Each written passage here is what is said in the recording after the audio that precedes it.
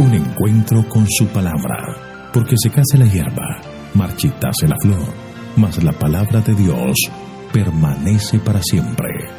Con ustedes, el doctor José Ricardo Arias Quintero.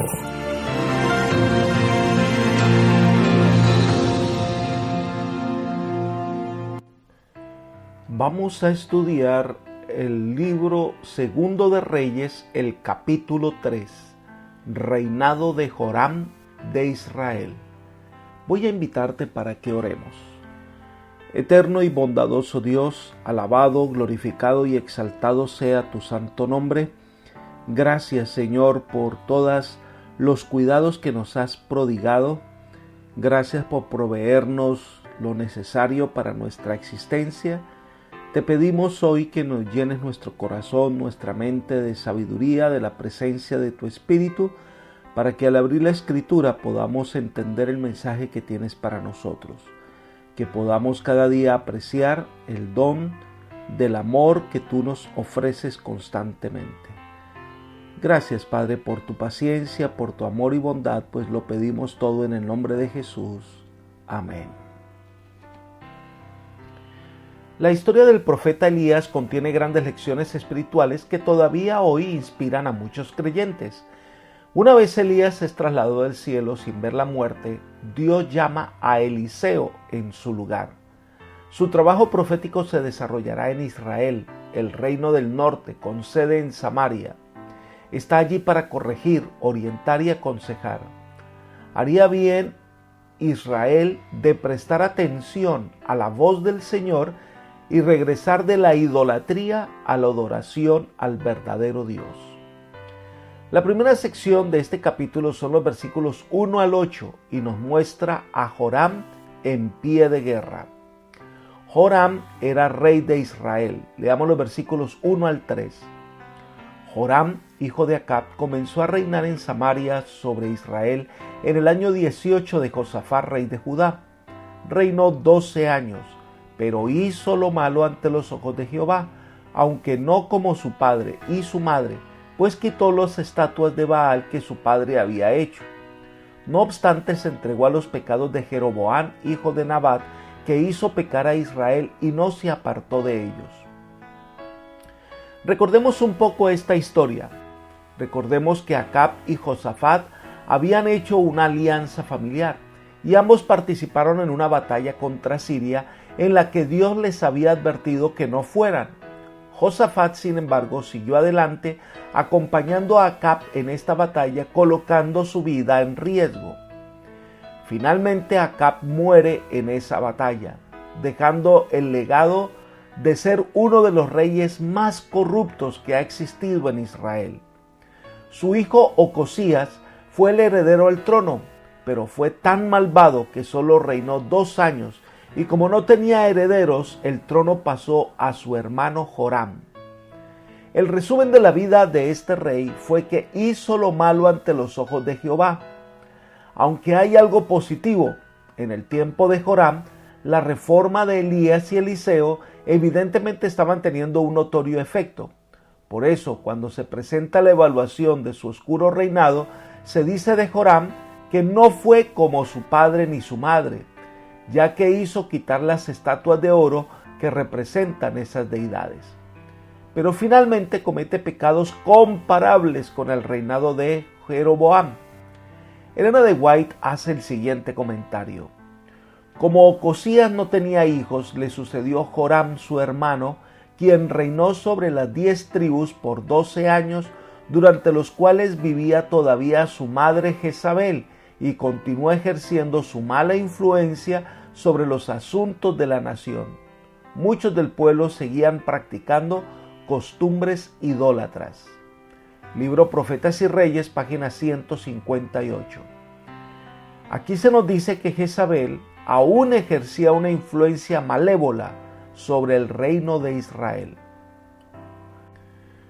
Entonces, en el reinado de Joram hay una confrontación con Moab. Veamos los versículos 4 al 8. Mesa, rey de Moab, era propietario de ganados y pagaba al rey de Israel 100,000 corderos y 100,000 carneros con su lana. Pero cuando Acab murió, el rey de Moab se rebeló contra el rey de Israel. Salió entonces de Samaria el rey Joram y pasó revista a todo Israel. Fue y envió a decir a Josafat, rey de Judá: el rey de Moab se ha rebelado contra mí. ¿Quieres venir conmigo a la guerra contra Moab? El rey de Judá respondió: iré, porque yo soy como tú, mi pueblo como tu pueblo, y mis caballos como los tuyos. Y añadió: ¿por qué camino iremos? Joram respondió: por el camino del desierto de Edom. La tierra de Moab estaba ubicada en un terreno fructífero y muy bien regado de fuentes de agua.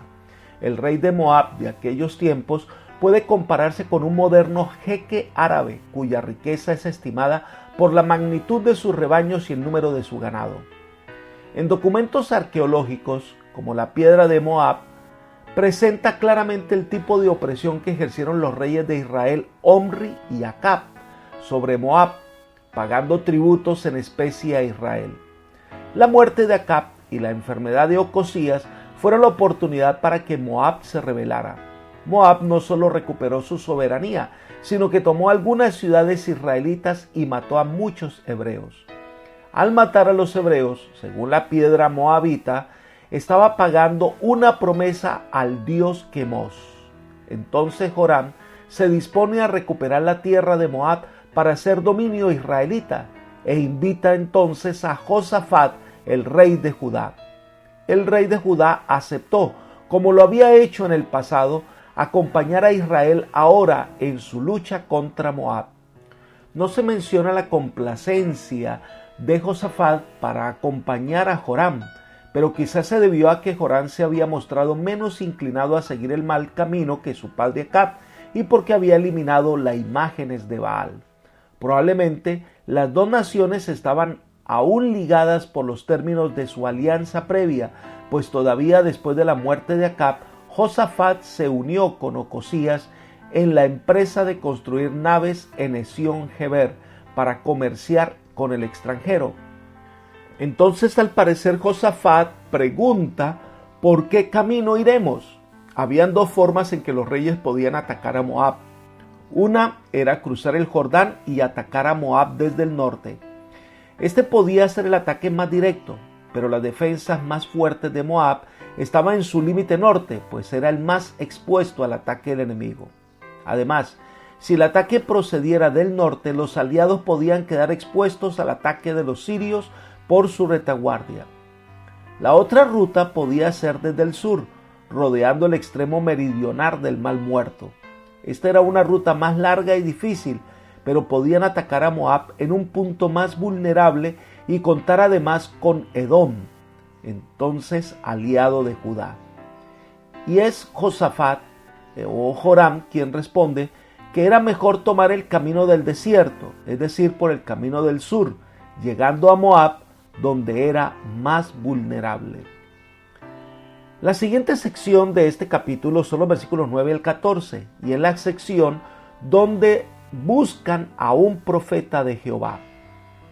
En el camino para la batalla, como cruzan el desierto, hubo entonces una crisis. Leamos los versículos 9 al 11. Salieron pues el rey de Israel, el rey de Judá y el rey de Edom. Como tuvieron que dar un rodeo por el desierto, a los 7 días de camino le faltó agua para el ejército y para las bestias que lo seguían. Entonces el rey de Israel dijo: Jehová ha llamado a estos 3 reyes para entregarlos en manos de los moabitas. Pero Josafat dijo: ¿acaso no hay aquí profeta de Jehová para que consultemos a Jehová por medio de él?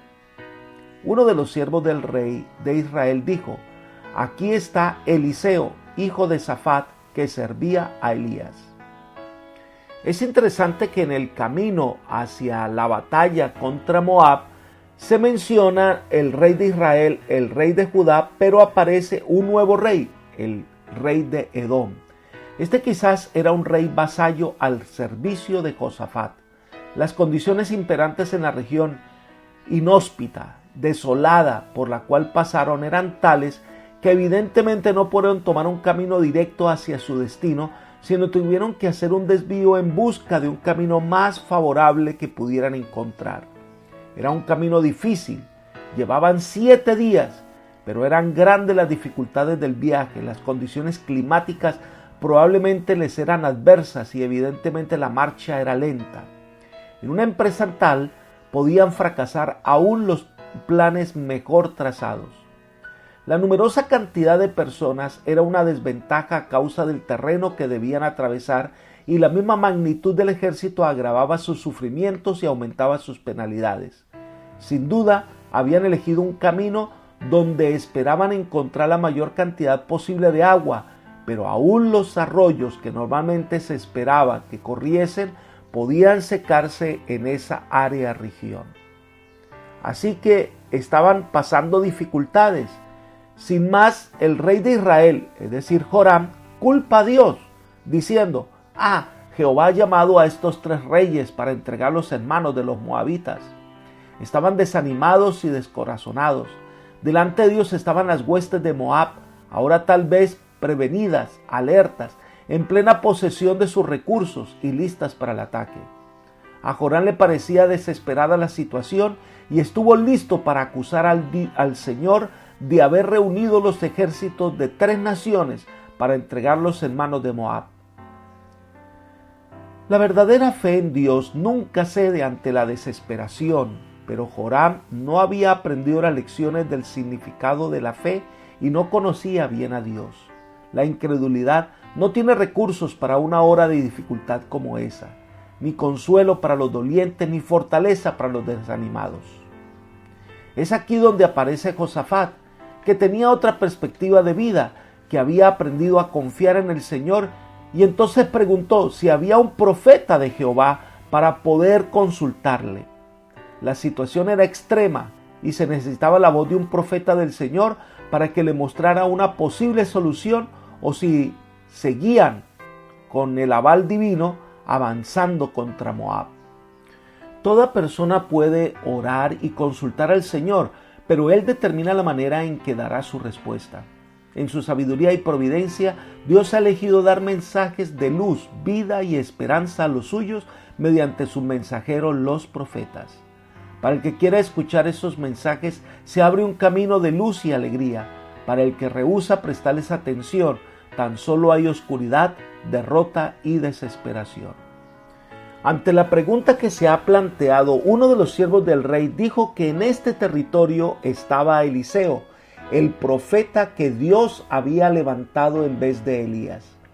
Eliseo estaba allí, aunque es evidente que Joram lo ignoraba, pero el siervo y Dios lo sabían. Saben, nunca hay crisis para el Señor. Él previó este apremio y por eso su siervo estaba disponible para dar luz necesaria en el momento en que se le necesitaba, con tanta desesperación. Pero algo interesante se menciona sobre Eliseo. Dice el siervo que ahí está Eliseo, el hijo de Safat, que servía a Elías. En la Biblia Jerusalén dice que vertía el agua en manos de Elías. Este interesante detalle revela uno de los menesteres que Eliseo solía efectuar mientras servía al anciano profeta. Eliseo había cumplido bien las tareas humildes que le habían sido confiadas y ahora el Señor le asignó responsabilidades de suma importancia. Aquí se cumple ese interesante consejo que dice que seamos fieles en las pequeñas tareas para que el Señor nos pueda confiar tareas mayores. Entonces se dirigen a donde está el profeta. Leamos los versículos 12 al 14. Este tendrá palabra de Jehová, afirmó Josafat. El rey de Israel, Josafat, y el rey de Edom descendieron hacia donde él estaba. Pero Eliseo dijo al rey de Israel: ¿qué tengo yo que ver contigo? Vete a los profetas de tu padre y a los profetas de tu madre. Y el rey de Israel respondió: no, porque Jehová ha reunido a estos 3 reyes para entregarlos en manos de los moabitas. Eliseo dijo: vive Jehová de los ejércitos en cuya presencia estoy, que si no sintiera respeto por Josafat, rey de Judá, ni te miraría a ti ni te vería. La obra profética de Eliseo parece que estuvo más relacionada con el rey de Israel que con el de Judá, pero el rey de Judá sabía que Eliseo era un profeta de Dios y que hablaba en su nombre. Los 3 reyes fueron a Eliseo en vez de pedirle que él viniera a ellos. En tal ocasión, un profeta era mucho más importante que 3 reyes. Fueron a él en procura del consejo que sabían que solo un vidente verdadero podía dar. Eliseo reprocha al rey de Israel, a Joram, y le dice que no tiene nada que ver con el rey de Israel, que vaya a los dioses de su madre y su padre a ver si ellos le dan la respuesta. Es cierto que Joram había comenzado algún tipo de reforma, pero estaba lejos de aceptar la adoración al verdadero Dios. Sin embargo, ante las palabras de Eliseo, Joram respondió: no, porque Jehová ha reunido a estos 3 reyes para entregarlos en manos de los moabitas. Estas palabras ubican al rey en una posición de querer escuchar lo que el profeta tiene que decir. Tiene el enfoque incorrecto. Piensa que Dios es el culpable y no su propia rebeldía. Pero están 3 reyes que buscan respuesta y a eso han venido. Eliseo le dice que si no fuera por el respeto que tiene sobre Josafat, ni siquiera miraría a Joram, es decir, ni siquiera tuviera en cuenta su pedido. Josafat era fiel y Jehová tenía consideración por él, y ahora tal deferencia fue reconocida públicamente por el profeta Eliseo. El impío rey de Israel, ante un desastre fruto de su propia necedad, intentó culpar a Dios. Si Josafat no hubiese participado en esta empresa, Eliseo hubiera rehusado interceder en favor de Joram. Los impíos disfrutan de muchas bendiciones debido a la presencia de los rectos siervos del Señor entre ellos, pero rara vez lo reconocen. Eliseo entonces va a profetizar lo que el Señor le ha ordenado hablar. Leamos los versículos 15 al 20. Pero ahora tráeme un músico. Mientras el músico tocaba, la mano de Jehová se posó sobre Eliseo, quien dijo: así ha dicho Jehová, haced en este valle muchos estanques, porque así dice Jehová, no veréis viento ni veréis lluvia, pero este valle se llenará de agua, y beberéis vosotros, vuestras bestias y vuestros ganados. Y como esto es poca cosa a los ojos de Jehová, él entregará también a los moabitas en vuestras manos. Destruiréis toda ciudad fortificada y toda villa hermosa, talaréis todo buen árbol, cegaréis todas las fuentes de agua y destruiréis con piedras toda tierra fértil. Aconteció pues que a la mañana, cuando se ofrece el sacrificio, de la parte de Edom vinieron las aguas y la tierra se inundó. Es interesante que en este momento especial Eliseo envía a traer un músico. A través de los siglos y en todas partes del mundo se ha apreciado el poder de la música por sus efectos de aquietar el espíritu y elevar la mente. Hay pocos recursos más eficaces que la música apropiada para elevar el alma por encima de las cosas terrenales a la atmósfera del cielo. Tiene poder para dar vida al pensamiento, desterrar la melancolía, estimular el valor, calmar el espíritu irritado y crear una atmósfera de paz y gozo y esperanza.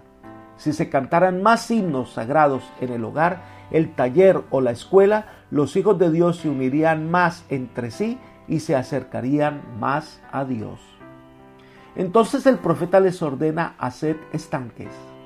Esta era una prueba de fe. En medio del desierto, escaseando el agua, hacer estanques parecía inútil, pero el estanque era para guardar agua.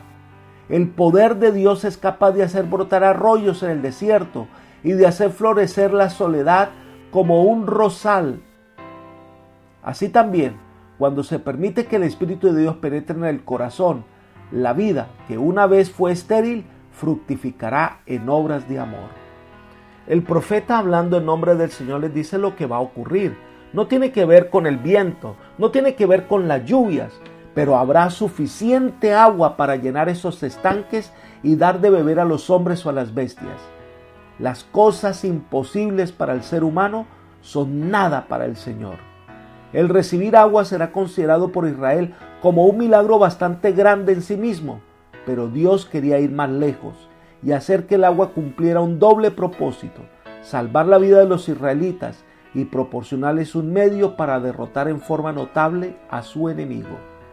Y entonces el profeta agrega que Moab será entregado, será destruida, sus ciudades serán llenas de piedra de tal manera que no habrá forma de sembrar nada.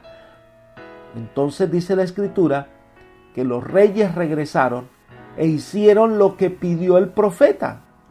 Y a la mañana siguiente, a la hora del sacrificio, el Señor hizo brotar tanta agua que la tierra se inundó. Tenían suficiente para avanzar.